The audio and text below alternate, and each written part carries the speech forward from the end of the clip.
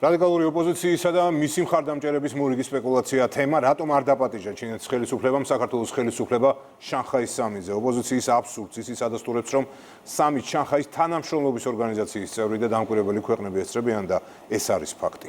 სიცრუე და სიმართლე შანხაის სამიტის შესახებ ნინი გოგიშვილის სიუჟეტში. ტიანძინში მიმდინარე სამიტის რეგლამენტის გვერდის სავლით ოპოზიციამ ქვეყნის წინააღმდეგ მორიგი დეზინფორმაციული კამპანია წამოიწყო. საზოგადოების დარწმუნებას იმაში ცდილობდნენ, რომ ჩინეთმა საქართველოს სამიტზე არ დაპატიჟა. რადიკალებისა და მათი მხარდამჭერების განცხადებების სამიტის წესდებითვე გაბათილდა. შანხაის თანამშრომლობის ორგანიზაციის სამიტს მხოლოდ ფორუმის წევრი და დამკვირვებელი ქვეყნები ესწრებიან. საქართველოს კი არც ერთი მათგანი არ არის.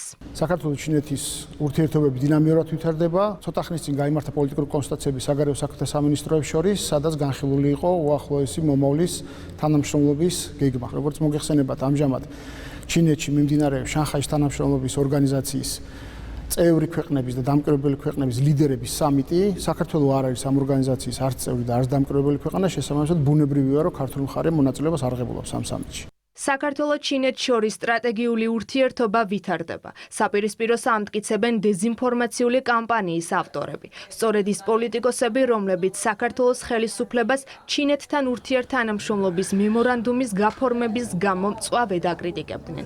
ახლა კი აწყობთ და რიტორიკა შეცვალეს. ჩინეთისთვისაც კი ქართული ოცნება არის არასაიმედო პარტნიორი.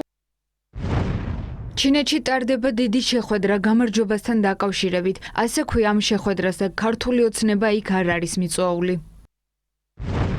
პარტნიორები რეალურად ქართულ ოცნებას არაფერში პარტნიორებად არ ცნობენ. ჩინეთი არის ამის კარგი მაგალითი. ორმაგი სტანდარტი, რომ ოპოზიციისა და მათი უცხოელი პატრონების ნიშა ეს აქამდეც არაერთხელ გამოჩენილა. რეგლამენტთან ერთად სახელისუფლებო პარტიამ ოპონენტებს ქვეყნის საგარეო პრიორიტეტებიც შეახსენა.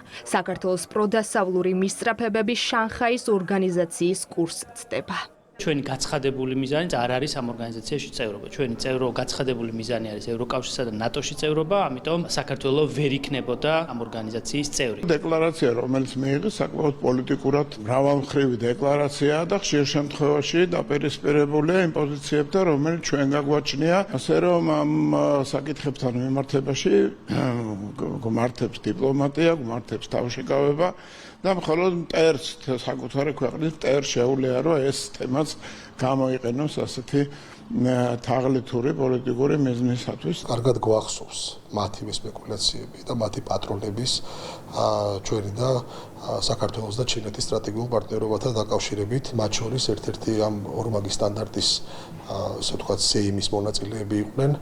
ეს მოკლე ჭკუის პატრონები, რომლებიც დღეს იფიქრეს ამ განცხადებით, რომ რაღაც წაუგებელ თამაშს ითამაშებდნენ. მიწვეული არ არის და ამაზე დატეხეს აჟიოტაჟი, მაგრამ მიწვეული რო ყოფილიყო, მე ამ მიწვევაზე ატეხდნენ ამბავს, რომ კონკრეტულ ქვეყნებთან რგოლების წარმომადგენლები არიან ამ ფორმატში გაერთიანებული და მათთან ერთად როგორ დადგნენ საქართველოს ხელისუფლების წარმომადგენლებიო. მათ ენას ძვალი არ აქვს. რადიკალების თაღლითობა ჩავარდა. საქართველოსა და ჩინეთს შორის პარტნიორობა დინამიურად გრძელდება, რაც სპეკულაციის ავტორების დღის წესრიგში არც აქამდე ყოფილა.